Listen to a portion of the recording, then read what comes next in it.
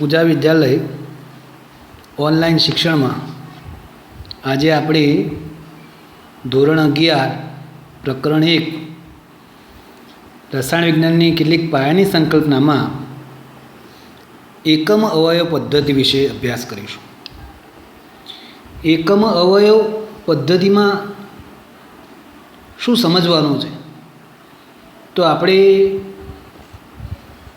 આ પદ્ધતિનો ઉપયોગ તો કરી ગયા છે, પણ આ એકમ અવયવ પદ્ધતિના ટાઇટલ નીચે નથી કર્યા, એટલે આપણે એને સમજીએ શું કહેવા માગે છે તે।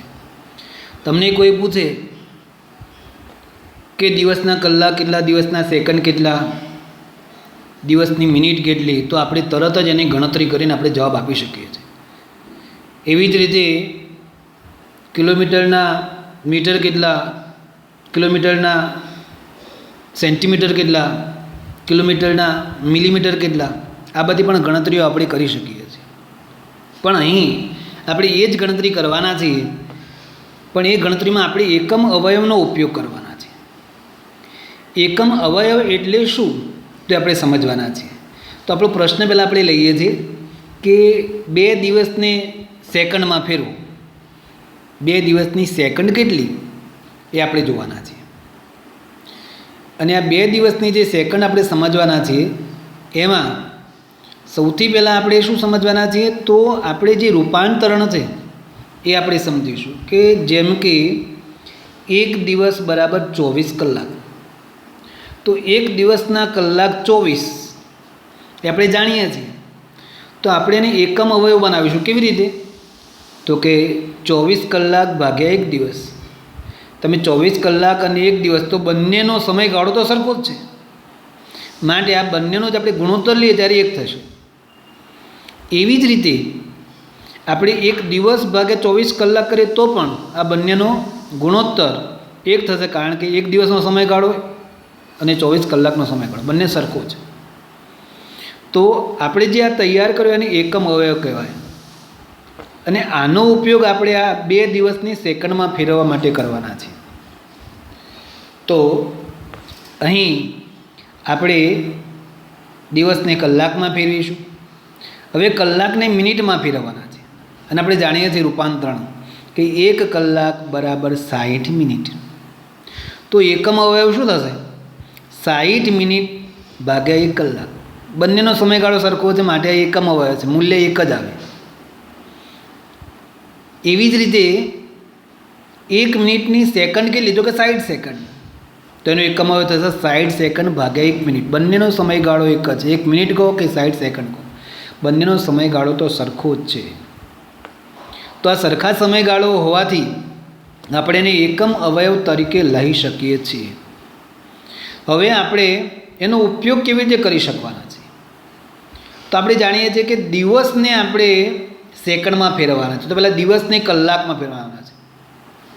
તો જે આપેલું હોય એને આપણે જેમાં ફેરવવાના હોય, તો જે આપેલું હોય એ એકમ નીચે રાખવાનું, જેમાં ફેરવવાનો છે એકમ, કારણ કે આ બી એકમ અવયવ છે, આ પણ એકમ અવયવ છે। તો ભૂલથી પણ આપણે આવું ના લખી શકીએ કે 24 કલાક એ આપણે નીચે લખીએ ને 1 દિવસ ઉપર લખીએ, આને લખીશું તો આપણે નહીં રૂપાંતર કરી શકીએ। તો આપણે શું કરવાના છે કે જે આપેલું છે જેમાંથી આપણે રૂપાંતર કરવાના છે એ એકમ આપણે નીચે રાખીશું, માટે આપણે 24 કલાક ભાગ્યા 1 દિવસ આ એકમનો ઉપયોગ કરીશું। ફરી હવે આપણે કલાક આપેલા છે, એને આપણે મિનિટમાં ફેરવવા માગી રહ્યા છીએ, તો ફરી આપણે શું કર્યું, જુઓ 60 મિનિટ ભાગ્યા 1 કલાક। હવે મિનિટ આપેલી છે એને આપણે સેકન્ડમાં ફેરવ્યા છે, તો આપણે 60 સેકન્ડ ભાગ્યા 1 મિનિટ, તો 1, 2 ને 3 આ 3 એકમ અવયવનો આપણે ઉપયોગ કરીશું। તમે જેટલા રૂપાંતરણો હોય એટલા એકમ અવયવનો રૂપાંતર કરી શકો। તો આપણે અહીંયા લખીશું, જો 2 દિવસને આપણે કલાકમાં ફેરવ્યા, કારણ કે 1 દિવસના 24 કલાક, ફરી પાછા 24 કલાક છે, આપણે કલાકને ફરી પાછા અહીંયા મિનિટમાં ફેરવીએ છીએ, તો કલાકને મિનિટમાં ફેરવીશું, ફરી પાછા મિનિટને આપણે સેકન્ડમાં ફેરવીશું। તમે જુઓ, દિવસ અહીંથી નીકળી જશે, દિવસ અહીંથી નીકળી જશે, કલાક અહીંથી નીકળી જશે, કલાક અહીંથી નીકળી જશે, મિનિટ અહીંથી નીકળી જશે, મિનિટ, બાકી વધી શું? સેકન્ડ। તો આ બધાનો જ્યારે આપણે ગુણાકાર કરીએ છીએ અને એ ગુણાકાર આપણને મળે છે અહીંયા આગળ 1,72,800 સેકન્ડ, જ્યારે તમે બધાનો ગુણાકાર કરશો ત્યારે 1,72,800 સેકન્ડ. તમે જુઓ 2 દિવસનું આપણે રૂપાંતર આમ નોર્મલી આપણે કેલ્સી વડે કરી શકીએ છીએ કે 2 × 24 × 60 × 60 તો પણ આ જ મૂલ્ય મળવાનું છે. પણ આપણે આ એકમ અવયવનો જ્યારે પણ તમને એકમ અવયવ સમજાવવાનું કે ત્યારે તમારે આવું એક ઉદાહરણ આપી અને સમજાવવાનું રહેશે કે એકમ અવયવ કોને કહેવાય અને એકમ અવયવને આપણે શું ઉપયોગ કરી શકીએ છીએ. તો આ રીતે આપણે એકમ અવયવનો ઉપયોગ કરી અને મોટા એકમમાંથી નાના એકમમાં, નાના એકમમાંથી મોટા એકમમાં, સેકન્ડમાંથી રૂપાંતર કરવું હોય તો પાછું આપણે આખી અવળી દિશા થશે, બધું જ ઉલટાવી જશે હે ને, અને આપણે રૂપાંતરણ કરી શકીશું. તો અહીંયા આપણે આ રીતે 2 દિવસની સેકન્ડ કેટલી તો એકમ અવયવની મદદથી શોધ્યું. એવી જ રીતે બીજો પ્રશ્ન આપણો એવો છે 3 ઇંચને સેન્ટીમીટરમાં ફેરવો. સિમ્પલ. આપણને એ ખબર હોવી જોઈએ કે ઇંચના સેન્ટીમીટર કેટલા. તો આપણે જાણીએ તે પ્રમાણે 1 ઇંચ બરાબર 2.54 સેન્ટીમીટર. આ આપણું એક રૂપાંતરણ છે. એમાંથી બનાવેલો એકમ અવયવ આપણને શું આપ્યું છે કે ઇંચ આપેલા છે. તો ઇંચ નીચે લખો 2.54 સેન્ટીમીટર ભાગ્યા 1 ઇંચ. હવે આપણા 3 ઇંચ ગુણ્યા આપણું આ કન્વર્ઝન એટલે કે એકમ અવયવ ગુણી દઈશું. ઇંચ ને ઇંચ નીકળી જશે, બંનેનો ગુણાકાર કરીશું તો 7.62 સેન્ટીમીટર. 3 ઇંચ બરાબર 7.62 સેન્ટીમીટર. આ રીતે આપણે એકમ અવયવની મદદથી કોઈ પણ આપણને મૂલ્ય આપ્યું હોય અને એનું એકમ આપેલું હોય તો મોટા એકમમાંથી નાના એકમમાં અને નાના એકમમાંથી મોટા એકમમાં રૂપાંતર કરી આપણે એના દાખલાઓનો અભ્યાસ કરી શકીએ છીએ. તો અહીંયા આપણે એકમ અવયવમાં જે મૂલ્ય આપણે લખ્યું છે એના આધારે હવે એ પ્રશ્નો બીજા કોઈ પણ પૂછાય તો આપણને એ આવડતા હોવા જોઈએ. હવે એ જ રીતે આપણે હવે એના પછીનો બીજો પ્રશ્ન લેવાના છે. એમાં આપણો પ્રશ્ન છે રાસાયણિક સંયોગીકરણના નિયમો. રાસાયણિક સંયોગીકરણ એટલે શું? કોને રાસાયણિક સંયોગીકરણ કહેવાય? સંયોગીકરણ એટલે ભેગા કરવા, જોડાવું હે ને. રાસાયણિક પ્રક્રિયા દરમિયાન પ્રક્રિયકો એકબીજા સાથે જોડાય અને એમાંથી સંયોજન બને છે, જેને આપણે રાસાયણિક સંયોગીકરણ તરીકે આપણે ઓળખીએ છીએ. રાસાયણિક સંયોગીકરણના કેટલાક નિયમો છે. એ નિયમો આપણે આપણા આ ધોરણ 11માં આપણે આ પહેલા પ્રકરણમાં અભ્યાસ કરવાના છે. તો પહેલો છે દળ સંચયનો નિયમ. દળ સંચય એટલે શું? સંચય એક કોમર્શિયલ શબ્દ છે. સંચય એને આપણે ઘણા શબ્દો ધન સંચય, ઉર્જા સંચય, એવી રીતે અહીંયા દળ સંચય એવું સમજાવ્યું છે. દળ સંચય માટેનો નિયમ એન્ટોની લેવોઇઝિયરે આપણને 1789માં આપ્યો છે અને એમના નિયમને અનુસંધાને તમે બીજા પણ ઘણા ઉદાહરણ લઈ શકો. જ્યારે આ ટોપિક પૂરો થાય તમે લઈ શકો છો અને સમજી પણ શકો છો. અહીં આપણે દહન પ્રક્રિયા લીધી છે અને તમને ખબર છે દહન પ્રક્રિયા એટલે શું? તો કોઈપણ પદાર્થની ઓક્સિજન સાથે સંયોજાવાની પ્રક્રિયાને દહન પ્રક્રિયા કહેવાય. કોઈપણ પદાર્થની ઓક્સિજન સાથે સંયોજાવાની પ્રક્રિયા જેને આપણે દહન પ્રક્રિયા તરીકે ઓળખીએ છીએ. અહીંયા આગળ આપણે હાઇડ્રોજનના દહનની પ્રક્રિયા લખી છે. હાઇડ્રોજન પ્લસ 1/2 ઓક્સિજન અને બને છે પાણી. આ પ્રક્રિયામાં આપણે દળ સંચય કેવી રીતે જોવાના છે? તો આપણને એક તો અહીંયા દળ સંચયનો ટૉપિક સમજતા પહેલાં પરમાણુના પરમાણુય દળ આપણને ખબર હોવા જોઈએ. તો પરમાણુના પરમાણુય દળ ખબર હોય તો જ આપણે આ સમજી શકીએ. એટલે પહેલાં તમે જો ન યાદ હોય અથવા ન તમે સમજેલા હોય તો પરમાણુય દળ એ આપણી ટેક્સ્ટમાં પાછળ પરિશિષ્ટમાં આપેલા છે તો જોઈ લેવાના. પરમાણુ ક્રમાંક સાથે પરમાણુ દળ એ આપણા માટે ખૂબ જ અગત્યના છે. એટલે અહીં આપણે હાઇડ્રોજનના પરમાણુય દળની વાત કરવાના છે. એક હાઇડ્રોજનનું પરમાણુય દળ 1 ગ્રામ છે એપ્રોક્સ આશરે. તો અહીંયા આપણે 1 ગ્રામ લઈએ છીએ એવા આપણા જોડે કેટલા પરમાણુ છે? 2 પરમાણુ છે. તો 2 પરમાણુ દળ થશે 2 ગ્રામ. એવી જ રીતે અહીંયા આગળ O2 એનો સહગુણક 1/2 કર્યો છે અને O2નો સહગુણક 1/2 કરીએ એટલે અહીંયા આગળ O2 એ અણુ છે પણ એને 1/2 વડે ગુણી નાખીએ એટલે આપણને શું મળે? ઓક્સિજન પરમાણુ. તો અહીંયા 1 ઓક્સિજન પરમાણુ જેવું કહી શકાય. પ્રક્રિયા સમીકરણને ખૂબ જ ધ્યાનથી જોવાનું છે કે અહીંયા આગળ 1/2 O2 લખ્યું છે, એટલે કે અહીંયા ઓક્સિજનનો પરમાણુ 1 છે. આ ઓક્સિજનનો પરમાણુ જેનું પરમાણ્વીય દળ આપણી માહિતી મુજબ 16 ગ્રામ છે. કેટલા ગ્રામ છે? 16 ગ્રામ. હાઇડ્રોજનનું દળ 2 ગ્રામ, ઓક્સિજનનું દળ 16 ગ્રામ, અને એમાંથી પાણી બને છે. તો તમને ખબર છે આણ્વીય દળ શોધી તમે નીચલા ધોરણમાં 9માં 10માં તમે અણુભાર શોધેલા છે. તો આપણે H2O નો અણુભાર શોધીએ તો H2O ના અણુભારમાં શું થશે? તો 2 ગ્રામ હાઇડ્રોજન વત્તા 16 ગ્રામ ઓક્સિજન, ટોટલ કેટલા ગ્રામ થશે? 18 ગ્રામ. તમે જોઈ શકો છો પ્રક્રિયામાં આ બાજુ પણ આપણે બંનેનો સરવાળો કરીશું ત્યારે 18 ગ્રામ મળશે, અને આપણી નિપજ પણ કેટલા ગ્રામ બને છે? 18 ગ્રામ. આપણે આ પ્રક્રિયાને દહન પ્રક્રિયા કહેવાય છે. એટલે લેવોઇઝિયરે આ દહન પ્રક્રિયાઓનો અભ્યાસ કરી, પ્રાયોગિક રીતેનો અભ્યાસ કર્યો છે, પ્રયોગો કરી, આમના દળ નક્કી કરી અને દળ માપ્યા છે, અને છેવટે એમને એવું કીધું છે કે આ રીતે આપણે કોઈ પણ રાસાયણિક પ્રક્રિયા કરીએ તો આ પ્રક્રિયકોનું જે દળ છે એ પ્રક્રિયા કરી નિપજ જ્યારે બને તો આ જેટલું દળ હોય એટલું જ અહીંયા દળ હોય.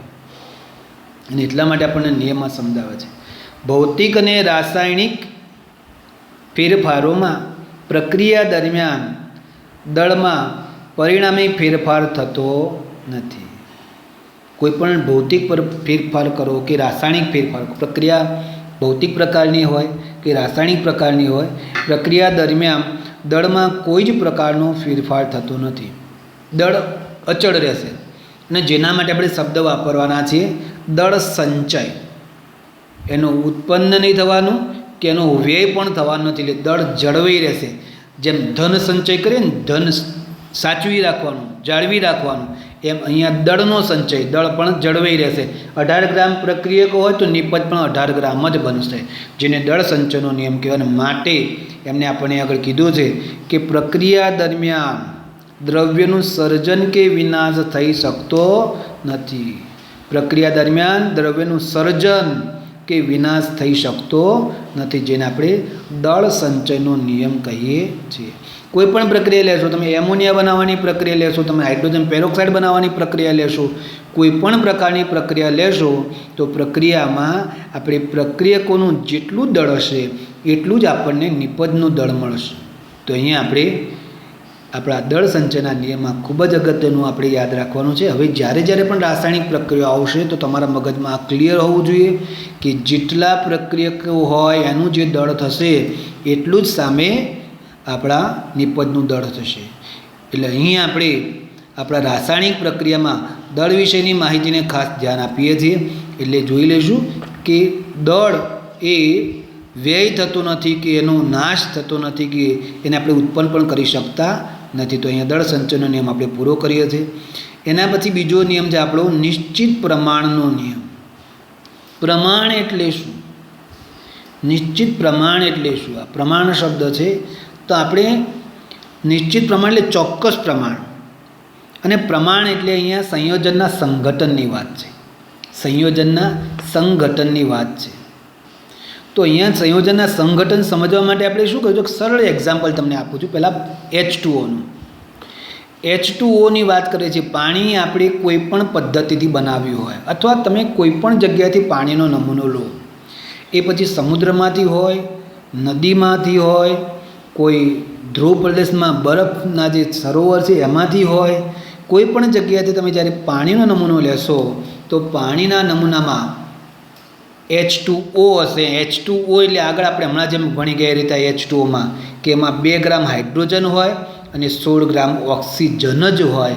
H2Oના કોઈ પણ નમૂનો તમે લો, કોઈ પણ જગ્યાએથી લો, કોઈ પણ પ્રક્રિયાએથી લો, કોઈ પણ પ્રક્રિયા કરીને લો, તો H2Oમાં હાઇડ્રોજન દળથી 2 ગ્રામ હોય અને ઓક્સિજન દળથી 16 ગ્રામ હોય. એટલે અહીંયા તમે જોઈ શકો છો નિશ્ચિત પ્રમાણને આપણે સંઘટન પણ કહી શકીએ. સંઘટન એટલે શું? તો કે હાઇડ્રોજન 2, ઓક્સિજન 1. એ કોઈ પણ જગ્યાએથી તમે પાણી લેશો તેમાં હાઇડ્રોજન કેટલા હશે? 2 હશે. ઓક્સિજન હંમેશા કેટલા હશે? 1 હશે. તો આપણી આ જે માહિતી છે નિશ્ચિત પ્રમાણની, એ ફ્રેન્ચ રસાયણશાસ્ત્રી જોસેફ પ્રાઉસ્ટે આપણને આ માહિતી આપી છે. અને માહિતીના અનુસંધાને આપણે પહેલાં એને સમજ્યું હમણાં જે પાણીના નિયમથી, પછી એમને એમનો જે પ્રયોગ કર્યો જેના વિશે માહિતી મેળવી, તો એમને આપણે એવું કીધું કે સંયોજન કોઈપણ પદ્ધતિથી બનાવ્યું હોય કે મેળવ્યું હોય, સંયોજન કોઈપણ પદ્ધતિથી બનાવ્યું હોય કે મેળવ્યું હોય, સંયોજન હંમેશા વજનથી સરખા પ્રમાણમાં તત્વો ધરાવે છે. આ સંયોજન વજનથી સરખા પ્રમાણમાં તત્વો ધરાવે છે. દાખલા તરીકે પાણી આપણે કોઈપણ પદ્ધતિથી બનાવ્યું હોય અથવા કોઈપણ રીતે આપણે મેળવેલું હોય, તો પાણીમાં રહેલા બે તત્વો હાઇડ્રોજન અને ઓક્સિજન, એમનું જે પ્રમાણ હોય એ હાઇડ્રોજન વજનથી 2 ગ્રામ હોય અને ઓક્સિજન વજનથી 16 ગ્રામ જ હોય. બરાબર. તો એવી રીતે આપણને જો અહીંયા જોસેફ પ્રાઉસ્ટે સમજાવે છે, એમને આપણને જે એક્ઝામ્પલ લીધું છે એ આપણે હવે જોઈએ છીએ. જોસેફ પ્રાઉસ્ટીએ આપણું જે એક્ઝામ્પલ લીધું છે એમાં એમને કોપર કાર્બોનેટ લીધું છે, CuCO3. એ આપણને નમૂનો લખીને આપે છે, CuCO3. અગાઉ જે આપણે પાણીની વાત કરી એમાં પણ આપણે જે વાત કરી તમને મેં કે H2Oમાં 2 ગ્રામ હાઇડ્રોજન અને 16 ગ્રામ ઓક્સિજન જ રહેલો હોય છે. પછી તમે પાણીનો નમૂનો કોઈપણ રીતે બનાવેલો હોય, કોઈપણ રીતે મેળવેલો હોય. અહીં પ્રાઉસ્ટે CuCO3ના 2 નમૂના એમને મેળવ્યા છે. બંનેના સ્ત્રોત અલગ અલગ છે. એક સ્ત્રોત કુદરતી છે, બીજો સંશ્લેષિત સ્ત્રોત છે. અહીં બંને નમૂનાનું ટકાવાર પ્રમાણ, કોપરનું ટકાવાર પ્રમાણ, ઓક્સિજનનું ટકાવાર પ્રમાણ અને કાર્બનનું ટકાવાર પ્રમાણ. આપણી ચોપડીમાં ભૂલથી કાર્બન અને ઓક્સિજનના ટકા બદલાઈ ગયેલા છે, તમે પણ ચેન્જ કરી નાખશો કે આ 9.74 ઓક્સિજનના નથી, એ કાર્બનના ટકા છે, અને ઓક્સિજનના ટકા 38.91 છે, તો તમે સુધારી દેશો. અહીંયા પ્રાઉસ્ટે કોપર કાર્બોનેટ, તમને ખબર છે કોપર કાર્બોનેટ એક ખનિજ છે, એટલે કુદરતમાં એમને તમને ખડકોમાંથી પણ મળે. બીજું, આપણે લેબમાં પ્રયોગશાળામાં આ બનાવી પણ શકીએ, એટલે સંશ્લેષિત કહેવાય. કોપર કાર્બોનેટ બનાવી પણ શકીએ છીએ, એટલે સંશ્લેષિત કોપર કાર્બોનેટ અને કુદરતી કોપર કાર્બોનેટ એમને ટકાવાર પ્રમાણ શોધ્યું કે ભાઈ કોપર કેટલા ટકા હોય, તો 51.35. કુદરતમાંથી મળેલો જે નમૂનો હતો એમાં પણ 51.35 મળ્યો, અને એમને પ્રયોગશાળામાં જેનું સંશ્લેષણ કર્યું હતું એમાં પણ 51.35% જ મળ્યું. એવી જ રીતે ઓક્સિજનની વાત કરીએ તો ઓક્સિજન 38.91, કુદરતમાંથી એમને જે નમૂનો લીધેલો એ પણ 38.91% ઓક્સિજન ધરાવતો હતો, અને સંશ્લેષિત નમૂનો પણ 38.91% ઓક્સિજન ધરાવતો હતો. એવી જ રીતે કાર્બનની વાત કરીએ તો કાર્બન 9.74%, કુદરતમાંથી મળેલા નમૂનામાં પણ એટલો જ મળ્યો, સંશ્લેષિત નમૂના પણ 9.74%. તો અહીં આપણે એવું કહેવા માગીએ છીએ કે તમે કોઈપણ પદ્ધતિથી પદાર્થ બનાવ્યો હોય કે મેળવ્યો હોય, એમાં જે તત્વોનું સંઘટન હોય છે એ ચોક્કસ હોય છે, પ્રમાણ ચોક્કસ હોય છે. દળથી પ્રમાણ ગણીએ તો પણ એ ચોક્કસ હોય છે. તો અહીંયા આપણે આ જે નિયમ છે, જેને આપણે જે નિશ્ચિત પ્રમાણનો નિયમ કહે છે, એના માટે બીજો શબ્દ પણ વાપરી શકીએ, નિશ્ચિત સંઘટનનો નિયમ. તો નિશ્ચિત સંઘટનના નિયમની મદદથી આપણે આ પ્રશ્નને પૂછી શકીએ. એવું નહીં નિશ્ચિત પ્રમાણના નિયમના ટાઇટલ નીચે જ યાદ રાખો, તમે આ પણ યાદ રાખજો કે નિશ્ચિત સંઘટનનો નિયમ. તો આપણે આ જોસેફ પ્રાઉસ્ટેનો જે નિયમ છે એનો જ આપણે લખીશું અને સમજીશું. તો અહીંયા આપણે નિશ્ચિત પ્રમાણનો નિયમ પૂરો કર્યો છે ને હવે જે જોવાના છે એ ગુણક પ્રમાણનો નિયમ છે. ગુણક પ્રમાણનો નિયમ શું કહે છે એ આપણે જરા સમજી લઈએ. તો ગુણક પ્રમાણના નિયમમાં આપણે ડાલ્ટને આપણને 1803માં આ ગુણક પ્રમાણનો નિયમ રજૂ કરેલો છે. અહીં આગળ આપણને એવું સમજાવે છે કે અહીંયા 2 તત્વો છે, એક તત્વ હાઇડ્રોજન છે, બીજું તત્વ ઓક્સિજન છે. હાઇડ્રોજન અને ઓક્સિજન 2 તત્વો છે. वो પહેલાં અહીંયા તમે તત્વો અને સંયોજન જ્યારે જ્યારે વપરાય ને એના શબ્દોને યાદ રાખજો. તત્વ લખવાનું હોય ત્યારે તત્વ જ લખાશે, ને સંયોજન લખવાનું થશે ત્યારે સંયોજન જ લખાશે. એટલે તમારાથી કોઈ ભૂલ ના થવી જોઈએ કે તત્વ હોય ત્યાં સંયોજન અને સંયોજન હોય ત્યાં તત્વ ના ભૂલતા. આ બંને તત્વો છે, એક હાઇડ્રોજન તત્વ છે, બીજું ઓક્સિજન તત્વ છે. બંને તત્વો એકબીજા સાથે જુદા જુદા પ્રમાણમાં સંયોજાઈ શકે છે. જુદા જુદા પ્રમાણમાં સંયોજાઈ શકે એટલે દાખલા તરીકે અહીં તમે જો હાઇડ્રોજનના 2 પરમાણુ ઓક્સિજનના 1 પરમાણુ સાથે સંયોજાય એટલે પાણી બને, જેને આપણે H2O કહીએ છીએ. એવી જ રીતે હાઇડ્રોજનના 2 પરમાણુ અને ઓક્સિજનના 2 પરમાણુ જો જોડાય તો એમાંથી નવું સંયોજન બને જે કહેવાય H2O2, જેને આપણે હાઇડ્રોજન પેરોક્સાઇડ કહીએ છીએ. બંનેમાં તત્વો તો સરખા જ છે, હાઇડ્રોજન અને ઓક્સિજન બે જ તત્વો છે, પણ પ્રમાણ જુદું જુદું છે. અહીંયા હાઇડ્રોજન અને ઓક્સિજનનું પ્રમાણ 2:1 છે. અહીંયા હાઇડ્રોજન ઓક્સિજનનું પ્રમાણ 1:1, જેટલા હાઇડ્રોજન એટલા ઓક્સિજન, હે ને. તો આવી રીતે જુદા જુદા પ્રમાણથી જોડાય ત્યારે એક કરતાં વધારે સંયોજન બની શકે.